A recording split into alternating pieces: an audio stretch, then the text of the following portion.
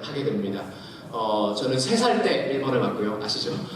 제가 학문이 부족합니다. 그래서 여러분 이해해 주시고 하나님의 말씀이 은혜가 될 줄로 믿습니다.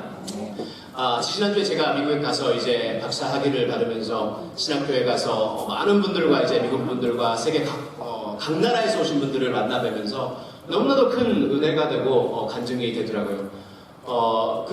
루이지애나 신학교가요. 제가 생각했던 것보다 훨씬 규모가 큰 신학교더라고요. 예전에 10년 전에 시작했을 때는 100명, 200명 정도밖에 안 되는 그런 신학생들이었지만 이제는 이제 전 세계의 곳곳에 1,400명의 신학생들이 그 루이지애나 바프티스트 유니버시티를 통해서 이제 공부를 하고 사역자들이 하나님의 신학을 배우고 논문을 쓰고 그렇게 역사하는 그 사역을 보면서 정말 감사했습니다. 그리고 졸업식 참가한 사람 중에는요 16개 나라에서 이제 비행기를 타고 거기서 모여서요 함께 졸업식 예배를 드리고 하나님을 높여드렸는데 정말 많은 간증들이 있었고 어떤 분은 인도에서 오시고 어떤 분은 도미니카에서 오시고 어떤 분은 아프리카의 우간다라는 곳에서 오시고 들어보지도 못한 막 이런저런 곳곳에서 날아와서 하나님을 위해서 찬양하고 열심을 다해서 선교하시는 그분들의 모습을 보고 하나님 살아계신다 그것을 느끼고 왔습니다. 여러분 기도해 주셔서 너무나도 감사합니다.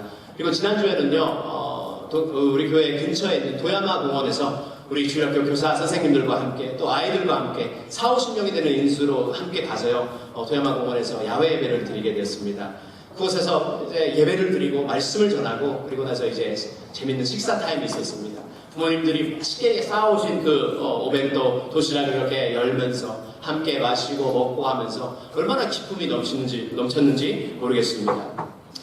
오늘 우리가 은혜 받고자 하는 본문 말씀은 여러분이 잘 아시는 이 5,000명의 남자만 5,000명입니다. 이 사람들이 배불리 먹고 만족한 기적, 우리가 아는 오병이어의 기적에 대해서 함께 은혜를 나누기 원합니다.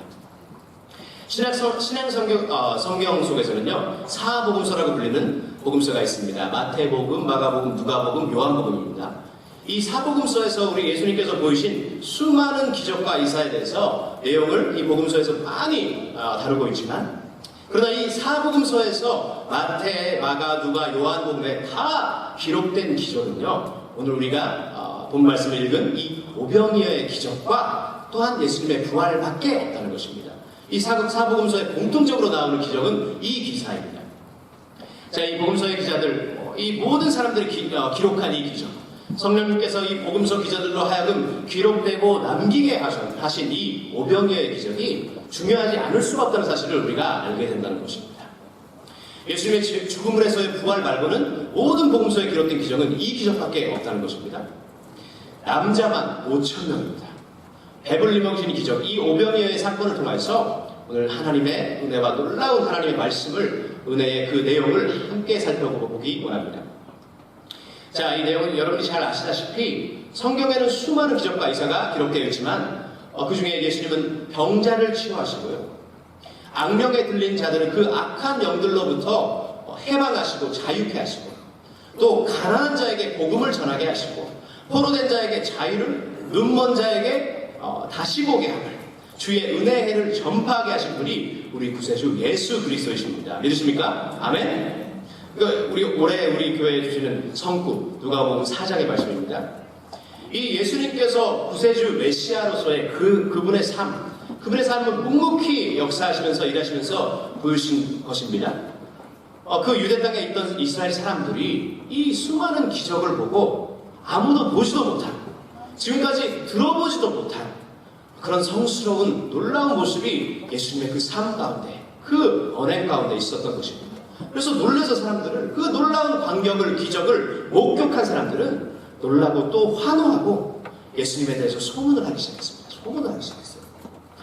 그 소문이 사람에서 사람에게 전달이 됐죠. 이제 마을에서 마을로 전달이 됐죠. 이 예수님에 대한 이야기는 마치 신진대사를 하는 건강한 세포와 같이요, 퍼져나가면서 복음의 그 역사가 이루어지게 된 것입니다.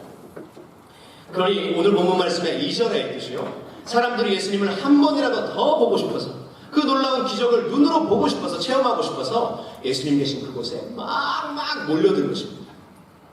수많은 무리들이 예수님이 계신 곳을 향해 오시는 그 광경을 예수님께서 보시고 뭐라고 하십니까? 5절 말씀에 있습니다. 주님은 12제자 한 사람 빌립에게 이렇게 말을 건네시게 됩니다. 5절 말씀을 공독하겠습니다. 예수께서 눈을 들어 큰 무리가 자기에게로 오는 것을 보시고 빌립에게 이르시되 우리가 어디서 떡을 사서 이 사람들로 먹게 하겠느냐 하시니 라고 했습니다.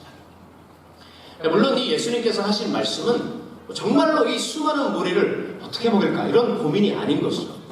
고민하시면서 빌립에게 묻는 그런 모습이 아닌 것입니다. 6절 말씀에 있듯이 이렇게 말씀하시면 친히 어떻게 하실 것을 아시고 빌립을 시험코자 하심이라 라고 했습니다. 자, 지금부터 이 수많은 무리들 앞에서 예수님께서 그 기적의 당사자이신 주님께서 다 아시고 어떤 기적을 행하시는지 다 계획하시고 그것을 알고 빌립을 시험하기 위해서 이 말씀을 건네신 것입니다. 우리 주님은 여유 만땅이신데 이 제자 빌립은 갑자기 예수님께서 질문을 하시니까 긴장할 수밖에 없는 것이죠. 그래서 갑자기 묻는 질문에 이렇게 받아치면서 대답하게 됩니다. 7절 말씀입니다. 빌립이 대답하되 각 사람으로 조금씩 받게 할지라도 200데나리온의 떡이 부족하리이다. 이렇게 했습니다. 자, 200데나리온이라는 문구가 나옵니다. 이것은 당시 유대의 돈의 가치, 화폐의 가치입니다. 1데나리가 얼마나니까요? 여러분 아십니까? 1데나리가 노동자가 하루 열심히 밖에 나가서 노동하는 그 일당이랍니다. 그러니까 요즘 세상에서 우리가 일본에서 열심히 알바 뛰고 열심히 세러리맨으로서 회사원으로서 일하고 하면은 뭐 1시간당에 1000엔입니다. 1000엔입니까? 1200엔입니까? 많은 사람 1500엔입니까?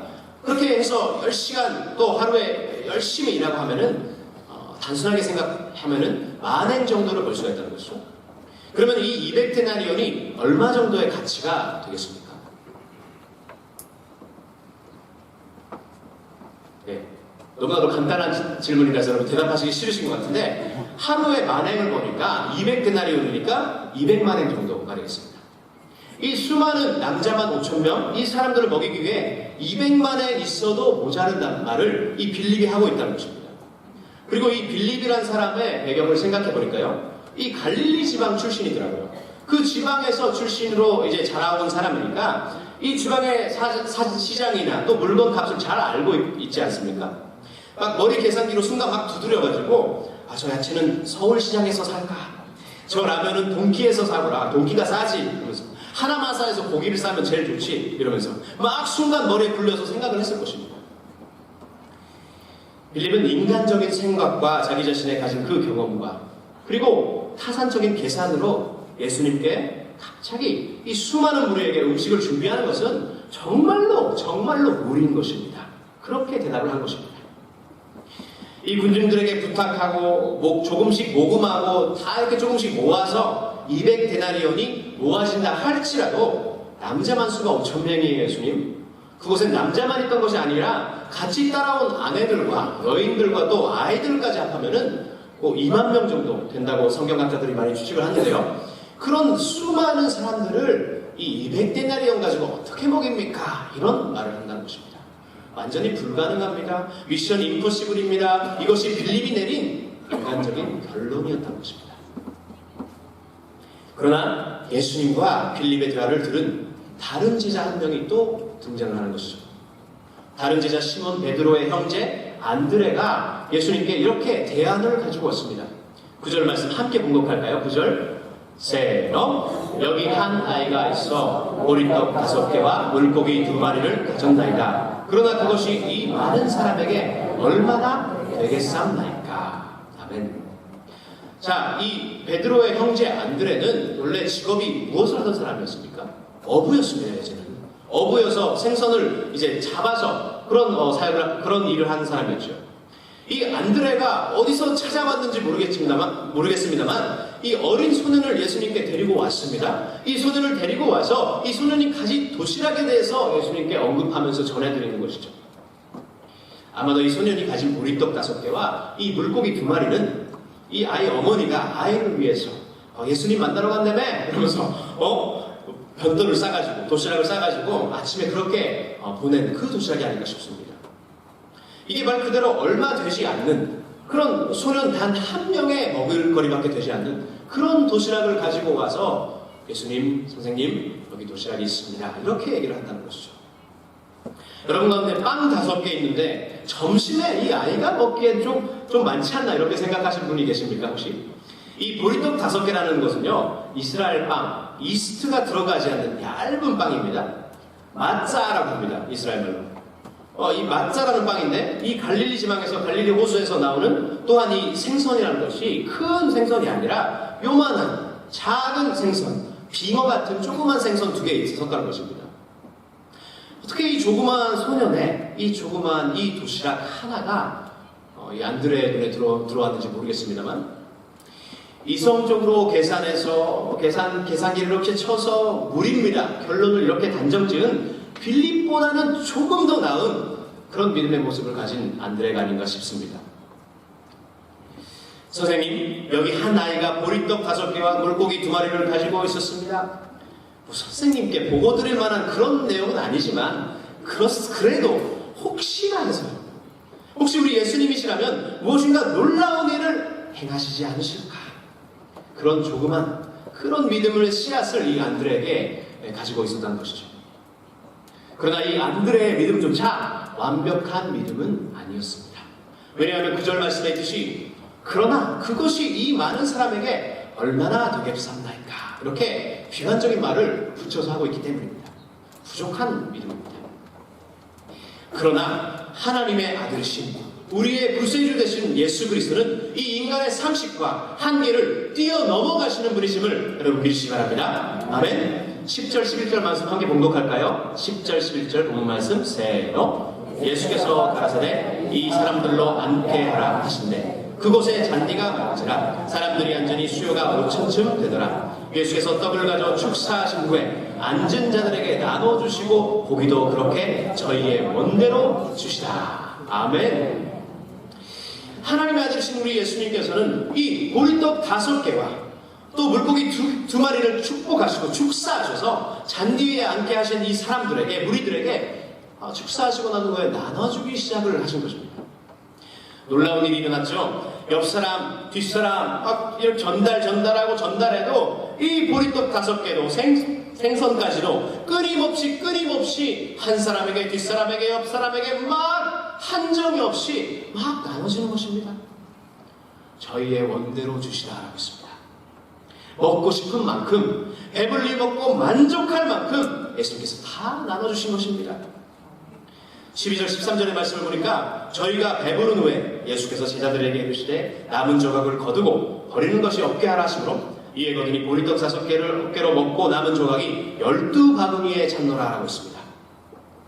이 주님께서 축사하신 이 축복하신 이 떡과 생선이 그곳에 있던 모든 무리, 남자, 여자, 노인, 아이들에게 이르기까지 다 나눠지고 모자르고 배고픈 사람 하나 없이 다 만족하면서 너무너무 기뻐한 이 기적이 일어났던 것입니다.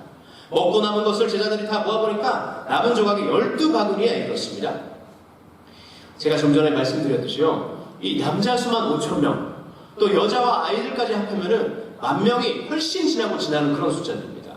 이 많은 무리들이, 배고픈 사람들이, 굶주린 사람들이 배불리 먹이신 이 기적이 그냥 단순하게 그냥 식량을 주셔서 먹고 기적을 보고 감사했다, 좋았다, 이런 단순한 기적이 아니라는 것은 우리가 다 알 수 있습니다. 이 놀라운 기적의 영적인 의미를 다시 한번 더 깊게 생각해 보기 원합니다. 자, 이 오병이어의 기적의 영적인 의미를 알기 위해서 중요한 열쇠가 되는 하나님의 말씀이 있습니다. 그것이 오늘 본문 말씀에 좀 전에 본 말씀에는 6장 4절의 말씀입니다. 4절 말씀 함께 봉독하실까요? 6장 4절 요한복음 세로. 마침 유대인의 명절인 6월절이 가까운지라. 아멘. 자, 여러분이 잘 아시고 성경을 보시면은 접하게 되는 이 유대인들이 제일로 중요시하는 최대 명절이 6월절이라는 명절입니다. 이 사건은 어떻게 시작한 것이었습니까? 말할 것도 없이 설명할 것도 없지만 다시 한번 정리를 해드리자면요, 애굽 땅에서 노예로 죽을 고통과 고생을 계속해서 하던 이스라엘 백성들이 430년이나 그곳에 있으면서 고통을 받고 고생을 한 것입니다. 그 백성들이, 민족이 여호와 하나님께서 보내신 하나님의 사자 모세를 통하여서 출애굽을 하게 된 그 사건, 그 역사 가운데 결정적인 한타가 무엇이냐면은 이 유월절 사건입니다. 어린 양의 피를 흘려서, 양을 죽여서 피를 흘려서 이것을 사람들의 문설주에 이 피를 발라둔 것입니다. 이 피가 발라진 집 앞에서는 하나님의 보내신 죽음의 사자가 그 집에 재앙을 내리지 않고 지나가게 된다. 그래서 pass over, 스기콧이라고 하죠, 일본어로. 지나가게 된 그 사건입니다. 하나님의 그 무섭고 무서운 형벌은 이 어린 양의 피를 바르지 않은 애굽인의 집, 또 유대인도 있었겠죠. 이 피를 바르지 않는 사람들의 집에 그 놀라운 무서운 형벌이 임하게 되었고, 그 집에 있던 장자들이 다 죽었다는 것입니다. 애굽의 대왕 바로의 그 집안에서도 바로 이 바로의 장자가 죽는 엄청난 사건이 있었던 것입니다. 애굽이 막 울음바다가 되었습니다. 통곡하고 울면서 자기 아들이 죽었다, 장자가 죽었다, 내 사랑하는 이 아들이 없어졌다. 이 아들을 잃은 바로는 끝까지 버티고 버텼습니다. 백성들을 보내지 않으려고. 그러나 이스라엘 백성들은 이 사건을 통하여서 출애굽을 허락하게 된 사건, 이것이 유월절 사건입니다. 자, 이 첫 유월절은 무교병, 발효시키지 않은 빵의 축제라고도 불리고 있습니다. 여러분 아시죠? 출애굽한 이 이스라엘 사람들이 서둘러서 애굽을 떠나야 되니까 발효시키지 이슬을 막 발효시킨 그 시간이 없었던 것이에요. 그래서 이슬을 넣지 않고 발효시키지 않는 그 얇은 마짜빵이 이제 탄생하게 되는 것입니다. 자, 그러니 이 명절이 있는 이 시기에 여러분 생각해 보시기 바랍니다. 얼마나 이 이스라엘 사람들에게 이 중요한 사건, 자기네들을 명절에서의 최대의 명절, 이스라엘 민족이 출애굽을 하여서 가나안 땅에 와서 나라를 건국하고 세워나가고 그런 민족의 역사가 이 없었다면은 없어질 만한 작은 민족이 이스라엘 민족이 아니겠습니까? 그러니 이 최대 명절을 지키면서 발효시키지 않은 이 얇은 맛자를 집집마다 막 구워서 먹으면서 함께 나누면서 사람들은 이 역사를 나눴을 것 같습니다. 유월절 역사가 어떤 것인지 아이들에게 가르치고, 우리 집안에서는 그렇습니다. 여러분 집안에서 어떤지 모르시겠지만 우리 어르신들은 광복절 때마다 독립의 그릇에 말씀을 하시고, 너는 한국 사람이야. 마누라는 일본 사람이니까 너는 한국 사람이다. 루카에게 교육해라. 한국말 배워라. 자, 지금 한국 학교를 다니고 있습니다. 한글 공부하러. 당군 할아버지는 이런 사람이다. 이렇게 이야기하시고, 우리 이씨 집안에서는 이성계 씨가 중요하다. 세종대왕이 중요하다. 이런 말을 하시면서 그런 배웠던 기억이 제가 납니다. 자, 이 유대인들의 비참한 노예의 그 상황에서 우리 하나님께서 우리를 구원하셨단다. 우리 조상 모세가, 아론이, 여호수아 장군이 옛날에 있었고, 출애굽한 이스라엘 백성들이 광야에서 힘들어서 말라 비틀어져 버린 그런 상황에서 우리 여호와 하나님께서 하늘문을 여시고 만나 빵을, 우리에게 떡을 내리셨단다. 이 얘기를 하시면서 종교교육과 민족교육이 철저한 이스라엘 백성들 아니겠습니까? 다 이 역사를 의식할 수밖에 없는 그때에 주님께서 기적을 일으키셨다는 것입니다. 자, 이 구약시대의 놀라운 하나님의 역사, 하나님의 아들이신 독생자 우리 구주 예수 그리스도는 신약의 시대에 다시 한번 하나님의 역사를 사역을, 기적을 재현해 보여주시고 계시다는 것입니다. 그래서 이 모인 군중들은 자기들을 놀랍게도 먹여주신 이 기적을 행하신 예수님을 저 구약의 성경에서 예언된 바로 메시아 아닌가, 우리를 구원하신, 약속하신 구세주 아닌가, 그렇게 심정적으로 또한 감각적으로 그리고 희망을 가지고 의식할 수밖에 없었다는 것입니다. 저분이야말로 메시아야. 저분이야 우리가 기다리고 있던 저 사람이야. 그래서 이 모인 군중들은, 그래서 오늘 본문 말씀 14절 15절 보십시오. 사람들이 예수님을 막 억지로 잡아가면서 자기들의 왕으로 삼으려고 그렇게 난리가 난 것이었습니다. 그러나 이 사람들의 생각과 행동이 완전히 틀려버린, 생뚱맞은 그런 생각이 아닐 수가 없는 것이죠. 이 땅에 오실 선지자, 약속의 메시아를 이스라엘 사람들은 어떤 메시아로 생각을 하고 기다리고 있었을까요? 6장 26절을 보시면 더욱 확실하게 알게 될 것입니다. 오늘 본문 말씀 좀 앞에 지나가서 26절 말씀 봉독해드리겠습니다. 예수께서 대답하여 가라사대, 내가 진실로 진실로 너희에게 이르노니 너희가 나를 찾는 것은 표적을 본 까닭이 아니요 떡을 먹고 배부른 까닭이로다. 내가 너희에게 나눠준 이 떡을 먹고 니들은 만족했지? 유다인의 왕으로 예수님을 잡아 끌고 가서 우리의 왕으로 삼고자 한 그 군중들의 유다인들의 생각은 뭐냐면은 우리 주님의 생각, 아버지 하나님의 생각과는 그 구원의 사역과는 완전히 상반대적인 그런 내용이었다는 것입니다. 유대인들이 단순히 먹는 문제를 해결해 주시는 유대인의 왕을 필요로 하고 있었다는 것이죠. 당시 유대인들은 대로마 제국의 지배를 받쳐 선민 이스라엘이 답답하고 연약한 나라, 정말 힘든 나라, 불쌍한 나라, 지혜받는 나라, 노예와 같은 삶, 그 삶을 살아가고 있었다는 것입니다. 선민 사상이 뚜렷하면서 강한 그런 아이덴티티를 가진 유대인들은 다시 한번 유대 그 왕국, 이스라엘 대왕국을 재건하자, 이런 뜨거운 열정을 가진 시기에 이 사람들이 있었습니다. 다시 대왕 다윗의 그때의 영광을 되찾자, 솔로몬의 그때의 그 성전을 다시 되찾자, 왕국을 재건하고 또한 먹고 마시는 문제도 이제 해결해주는 능력자 예수가 우리 가운데 있잖아. 예수님이 우리의 지도자가 되준다면 우리는 이제 승자가 될 수 있는 거야. 이 땅에서 로마 제국도 우리 민족이 이길 수 있고 어두운 역사의 종지부를 찍는 것이야, 그렇게 생각을 했던 것입니다. 그러나 우리 예수님께서는 오늘날 말씀 통해서 뭐라고 말씀하시고 있으신지 함께 보시겠습니다. 6장 27절 말씀 다 함께 봉독할까요? 요한복음 6장 27절 말씀입니다. 세요. 썩는 양식을 위하여 일하지 말고 영생하도록 있는 양식을 위하여 하라. 이 양식은 인자가 너희에게 주리니 인자는 아버지 하나님의 인치신 자니라. 아멘. 예수님께서 말씀하십니다. 눈에 보이는 양식을 위해 내가 온 것이 아니다. 그렇게 주님은 말씀하신다는 것입니다. 썩어가는 그 양식을 위해, 언젠가 없어질 그 명예를 위해, 순식간에 없어질 그 쾌락을 위해서 어디론가 사라지는 돈과 점점 약해지는 건강과 그런 것들을 위해서 내가 온 것이 아니다. 점점 약해지고 없어지고 한때만 가지고 있을 그런 썩어져갈 것들을 우리가 잡고 예수님께 기대하고 기도하고 간구하여도 그것은 잠시 사는 이 세상을 떠나면은 아무 의미가 없는, 썩어져 없어져 버리는 그런 것이라고 주님께서 말씀하고 계시다는 것입니다. 믿으십니까, 여러분? 사랑하는 성도 여러분, 우리가 다시 한번 우리의 믿음 생활을, 우리의 마음을, 우리의 삶을 다시 한번 뒤돌아보기 원합니다. 지금 우리의 기도는 무엇을 향하고 있습니까? 어떤 기도 제목들이 여러분 기도 가운데 터져 나옵니까? 아침에, 주무시기 전에, 식사할 때 어떤 기도가 나옵니까? 우리가 무엇을 갈망하고 우리의 걸어가는 길은 지금 어디로 향하고 있습니까? 주님 주시옵소서, 이런 기도 있잖아요. 여러분 저도 해본 적이 있습니다. 목소리 이렇게 막 터져가지고 막 외치면서 주님 주시 막 이렇게 하는, 전 잘 못하겠습니다. 한국 분들 잘하시는 것 같은데 주시옵소서 막 이렇게 하는 간절한 기도가 있습니다.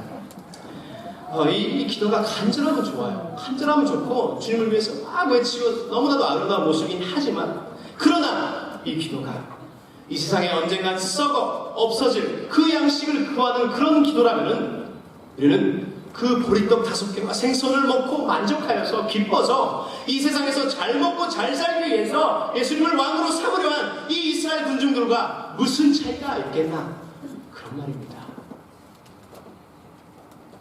그렇다면은 썩는 양식이 아니라 썩지 않는 양식, 영원에 이르는 양식, 영생하도록 있는 양식이란 무엇을 의미하는 것일까요? 답은 언제나 성경 말씀에 나와 있습니다. 29절 말씀 함께 봉독하실까요? 29절 말씀입니다. 주님께서 가르쳐 주십니다. 세요. 예수께서 대답하여 가라사대 하나님의 보내신 자를 믿는 것이 하나님의 일이니라 하시니. 아멘. 우리가 막 복잡하게 생각하고 열심을 다해서 막 노력하고 그런 것보다도요, 중요한 것이 있다면 그것은 하나님이 보내신 그 예수님을 구세주로 영접하고 믿는 것이 너희들이 할 일이다, 이렇게 예수님께서 말씀하신다는 것입니다. 하나님께서 구약시대의 광야에 만나를 내리시고 사람들을 먹이시고 살렸듯이 하나님의 보내신 하늘의 떡 예수 그리스도 그분을 우리가 먹고 마시고 그것으로 만족할 때에 이것이야말로 영원히 썩지 않는 영생으로 인도하는 양식인 것이라는 것을 여러분 믿으시기 바랍니다. 아멘. 절대로 영원히 없어지지 않는 이 생명의 근원이, 생명의 양식이 예수 그리스도 이분이십니다. 우리 주님이 이분이십니다. 이 예수님으로 만족하고 이 예수님만을 갈망하시는 기도가 우리 삶 가운데 나와야 될 줄로 믿습니다. 아멘. 오늘 본문 말씀 다시 한번 돌아가서요. 11절 말씀에 이렇게 있습니다. 예수께서 떡을 가져 축사하신 후에라고 했죠. 예수께서 떡을 가져 축사하시고 축복하시고 기도하시고 한 후에입니다. 자, 이 축사라는 단어는 일본어 성경을 보시면요, 감사라고 나오고 있습니다. 칸샤오 사사게테노치, 감사를 드리고라고 있습니다. 이 단어가 신약성경의 원어 헬라어 그리스어를 보면요, 이게 어떤 말이라고 하니까 유카리스테오라는 말입니다. 유카리스테오라는 말입니다. 이 단어가. 자, 이 단어가 그 유명한 유카리스테오라니까요, 여러분. 예상대로 반응이 없으십니다. 2부 예배 때도 그랬습니다. 반응이 없으세요. 예상했으니까 괜찮습니다. 상처받지 않습니다. 자, 이 유카리스트로 변하게 되는데요. 이 유카리스트라는 단어가 무엇을 의미하냐 하면은 성찬식이라는 단어라는 것입니다. 즉, 이 복음서의 저자 요한 사도는 이 오병이어의 기적을, 남자만 5,000명이 먹고 만족한 이 놀라운 하나님의 기적을요, 주님께서 십자가에 달리시기 전에 최후의 만찬 그 자리에서 제자들을 모아놓고 주님께서 명령하시고 이제 유언을 남기시고 가르쳐주시고 하면서 그 성찬식, 이 포도 와인은 내 피다, 이네들이 먹는 이 마사는 내 몸이다, 이것을 기념하고 계속 내가 다시 올 때까지 이것을 기념하고 행하라. 이 성찬식 유카리스트랑 완전히 일치하도록 이 성경을 읽는 독자들이 다 그것을 알고 느끼도록 이 요한 사도가 그렇게 이 감사를 그리고 있다는 사실입니다. 그러니 사복음서에 예외 없이 등장하는 이 오병이어의 기적을 후에 제자들이 예수님 가신 후에요, 성령을 받고 막 초대교회가 시작하고 그랬을 때에 얼마나 이 성경 말씀 기록된 내용을 보면서 또 예수님을 상기시키면서 생각하면서 기억날 때마다 이야기하면서 서로 이야기하고 또한 이 기적을 전달하면서 나누고 간증하고 할 때에 이 예수님의 놀라우신 역사가 더더욱 이 제자들의 마음 가운데 인상 깊게 막 뜨겁게 다가온 것이었습니다. 교회마다 모여서 기도하고 막 생명의 위협을 받으면서 그래도 예수님을 믿는다, 내 가족은 예수님을 믿으라, 주님을 믿습니다 하면서 외치고 기도하고 모이고 예배할 때마다 회당에서 집집마다 신자들이 모여서 교회에서 예배드리고 기도하고 식사를 나누고 이 빵과 포도주를 나눌 때마다 그냥 얄팍하고 아무것도 아닌, 반려도 안 시켰어요. 크지도 않아요. 이 조그만 이 빵이, 떡이, 이 조그맣게 안 되는 음료가, 포도주스가 예수 그리스도의 십자가 위에서 피 흘리시고 살을 찢으시면서 땀과 피와 살과 모든 것을 우리에게 희생해 주신 그리스도의 십자가의 속죄를 이 제자들이 뜨겁게 느끼고 감사하고 생각할 수밖에 없었다는 내용입니다. 여러분, 이 십자가의 사랑, 놀라운 사랑을 여러분 체험하신 적이 있으십니까? 없으신 것 같아요. 이 십자가의 사랑을 체험하셨습니까? 놀라운 사랑 찬양하리라, 우리를 위해 생명 주셨네. 놀라운 사랑 찬양하리라, 놀라우신 그 은혜. 찬양할 때마다, 이 성찬식을 거행할 때마다 하나님의 주신, 예수님께서 보여주신 이 기적을 서로 나누고 간증할 때마다 이 십자가의 사랑이 뜨겁게 느껴져서 어쩔 줄 몰랐던 초대교회의 그 크리스찬들이었던 것입니다. 이 크리스찬들에게, 제자들에게 얼마나 힘이 되고 기념이 되고 감사 찬양이 나올 수밖에 없는 그런 체험을 주님께서 제자들에게 남겨주셨다는 사실입니다. 사랑하는 성도 여러분, 여러분은 어떠십니까? 이 주일날만 되면 피곤이 쌓여가지고 일주일 동안 열심히 일하시고 압니다. 저도 사회생활에서 압니다.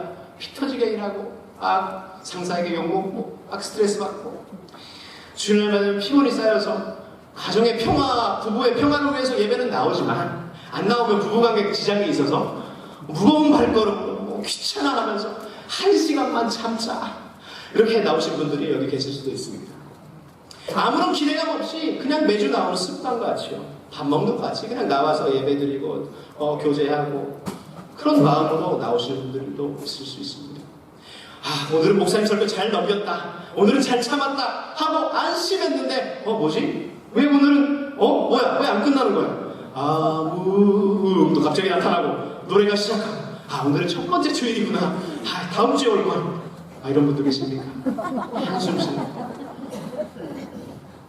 주님께 예배 드리는 것이, 주님께 찬양 드리는 것이, 우리가 한 달에 한 번씩 그렇게 모여서 예수님의 그 피와 살을 또 피를 우리가 함께 할 때에 한숨이 나오고 힘들고 지치고 아무런 감동이 없고 그런 분이 혹시 이곳에 계신다면요, 여러분, 아쉽지만 정말로 조심스럽게 말씀을 드리자면 아직 복음의 이 진정 말하는 예수 그리스도, 그 십자가의 진정한 의미를 아직까지 체험 못하신 것일 수도 있습니다.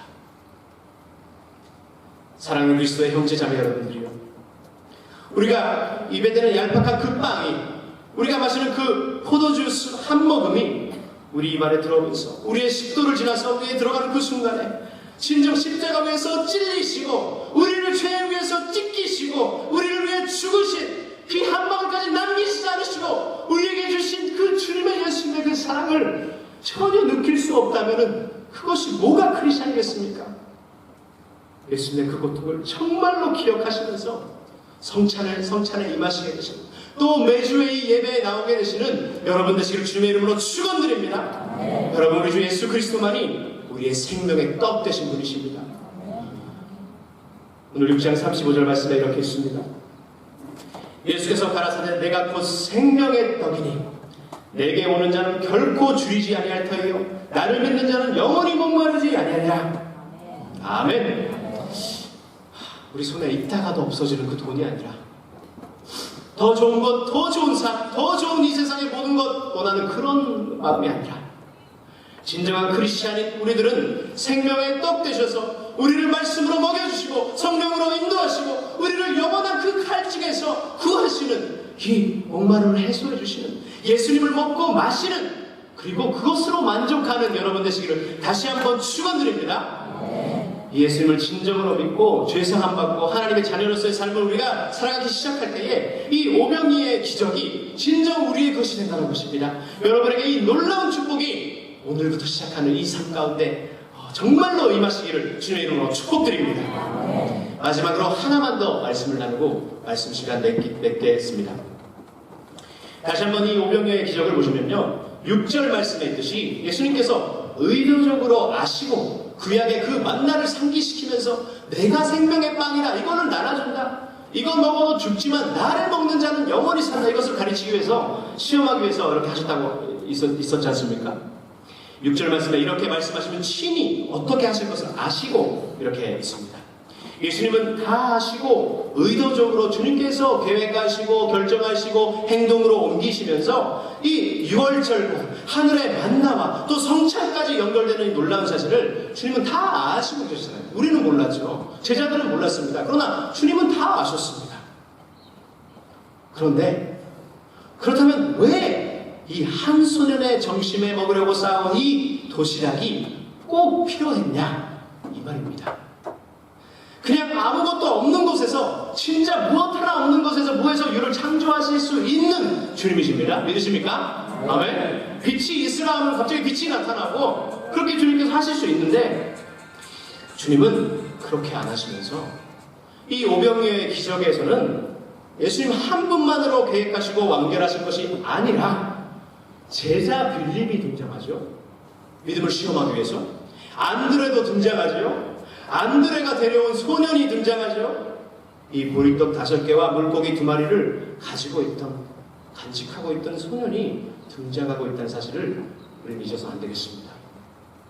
예수님을, 이 제자들의 믿음을 시험하시고 안드레가 데려온 이 소년의 도시락 보리떡 5개와 물고기 2마리가 등장하고 있다는 것입니다. 인간적인 상식으로는 200만의 그 큰 돈이 있어도 모자라, 200만에게 있어도 이렇게 수만 명이나 되는 이 사람들을 절대로 먹일 수가 없는 이 무리들에게 한 소년의 이 보리떡 5개와 물고기 2마리는 절대로 무리, 그렇게 생각하는 게 인간적인 모습이라고 말씀을 드렸습니다. 그러나 놀랍게도 우리 주님은 이 한 소년의 순수한 순종과 믿음으로 주님께 드려진 이 조그마한 도시락을 주님께서 사용하셨다는 그 사실을 우리가 발견해야 됩니다. 아멘. 생명의 근원 되시는 예수님께서 그 조그만 도시락을 가지고 그것에 손을 얹으시고 축복을 나눠주시니까 남자도 여자도 노인도 아들들도 다 먹고 다 만족하고 기뻐하고 남은 것을 모아보니까 12바구니가 꽉 차있는 그런 기적을 보게 된다는 것입니다. 우리는 이렇게 생각할 때가 때때로 있는 것 같습니다. 저부터 그렇습니다. 나는 가진 것이 이것뿐이 안 되는데 나는 달란트가 이렇게 조금해. 저 사람은 5달란트 받았지, 저 사람은 2달란트 받았지, 찬양도 잘하지, 뭐도 잘하지, 저것도 하지. 그러나 나는 이거 하나밖에 없잖아. 이거 가지고 뭐 해요, 주님? 그냥 숨겨둘게요. 안 할게요. 그냥 상처받기 싫어요. 안 해요. 나는 가진 것이 이것뿐이 안 되는데 달란트가 이것뿐이 안 되니까 뭐 드려봤자 아무것도 아니니까 이걸 드린다고 뭐 이게 뭐가 해결이 되겠나? 교회가 잘 하나님의 사역을 감당할 수 있을까? 내가 이거 드린다고 해서 뭐 좋아지겠나? 여러분께서 가지신 그것을 숨기고 있으면은 땅에 묻어놓고 주님 다시 오실 때 돌려줘야 되겠다, 이렇게 생각하시는 분이 계시다면 그 생각을 다시 한번 바꾸시기 바랍니다. 집사님이나 교회분들에게 교육자들이 뭐 봉사를 부탁드리면은 전 아닙니다, 아직 멀었습니다, 뭐 이러시는 분들 많이 계시는 것 같습니다. 이 많은 사람들 앞에서 내가 가진 이 보리떡 5개와 물고기 2마리 이거밖에 되지 않는 이것을 가지고 뭐가 되겠습니까? 그렇게 안드레와 같이 불필요한 생각을 해보신 적이 저도 있고 여러분도 있으실 것입니다. 우리 선배들, 예수님으로부터 직접 배운 12제자들도 한때 그랬습니다. 똑같았습니다. 난 과거에 그냥 어부였잖아. 다시 어부로 돌아가면 되지. 다시 세리로 돌아가면 되지. 다시 갈릴리로 돌아가서 그냥 먹고 마시고 그냥 일반적인 삶을 살면 되지. 난 세금 모아 떡 떼먹는 그런 놈이었으니까. 난 그냥 죄인이니까. 그렇게 투정하고 그렇게 했습니다. 그러나 그랬던 이 제자들이 생명의 떡 대신 예수님을 진정으로 체험하게 되고 십자가를 보게 되고 십자가의 그 사건을 통과하게 되고 성령의 능력이 이 제자들 가운데 임하였을 때에 이 시골 출신인 이 사람들이, 제자들이 복음의 생명을 걸면서 주님의 죽음과 부활을 증언하고 이 복음으로 살아가니까 어떻게 됐습니까? 이 복음이 온 인류의 역사를 변화시킨 것입니다. 아멘. 이 복음이 로마와 그리스와 전 세계에 변화시켜서 수천 수만 수십억의 사람들이 이 예수 그리스도가 나의 구세주이시다, 이렇게 고백하게 된 놀라운 역사를 이 제자들이 체험하게 된다는 것입니다. 우리에게도 이 복음이 전해져 오지 않았습니까? 이 복음이 오늘날 우리가 들어보지도 못한 어느 나라의 어느 조그마한 어느 지방에서도 이 복음이 어느 사람의 눈물로, 어느 사람의 희생으로 전달되면서 생명의 떡 대신 예수님을 많은 사람들이 먹고 마시면서 다시 태어나고 있는 크리스찬들이 수많이 있다는 것입니다. 우리가 믿음의 도전을 받기 원합니다. 사랑하는 성도 여러분, 우리 손 안에 숨겨진 우리의 보리떡 5개와 물고기 2마리가 여러분 손 안에 있지 않으십니까? 무엇을 숨겨두셨습니까? 그것을 순수한 마음으로 주저하지 마시고 이 소년과 같이 주님께 드려보시기 바랍니다. 희생해 보시기 바랍니다. 어떤 것이라도 괜찮습니다. 여러분이 아이들을 향한 사랑과 열정이 있다면, 아이들을 향한 그런 사랑이 있다면 주일학교 오셔도 되고 봉사하셔도 되고요. 중고등학생들 사랑하시면 중고등학생들 예배 함께 참여하셔서 때로는 밥도 사주시고 해도 되고요. 많이 도움이 됩니다. 그러셔도 되고요. 함께 와서 예배 격려해 주시고요. 내가 중고등학생 때 이랬어 막 이러면서 그런 신앙 간증도 해주시고요. 유학생들, 청년들을 향한 애정과 사랑이 있다면 그 예배에 참가하셔서 밥도 사주시고 도와주시고 격려해 주시고 크리스찬으로서 살아가는 그 삶이 어떤 것인지 그 삶을 통해서 보여주시면서 굶주리고 있는 홈레스를 향한 그런 사랑이 있다면 여러분 가지신 것을 멋지게 사용해 보시기 바랍니다. 이 복음과 그리스도의 몸된 성전을 위해서, 교회를 위해서 사람들이 보이지 않는 곳에서 청소하고 때로는 요리하고, 오늘 어떤 권사님은 아침 6시부터 계시더라고요. 이제 교육자 미팅하러 가니까 6시부터 계속 막 열심히 요리하시고 그릇을 닦으시고 병 걸린 사람을 방문하고 사랑하고 예수님 때문에 참고 예수님 때문에 무엇인가 싫은 것이 있어도 용서하고 그렇게 하나님의 복음으로 살아가게 된다면요, 그 드려진 것을 주님께서 손을 얹어서 축사하시고 축복하시면은 영원히 썩지 않는 하늘나라의 위대한 사역을 위해 주님께서 여러분 한 분 한 분을 사용하실 줄로 믿습니다. 그 축복을 받는 여러분 되시길 주님의 이름으로 축원드리겠습니다. 아멘. 기도하시겠습니다. 살아계신 아버지.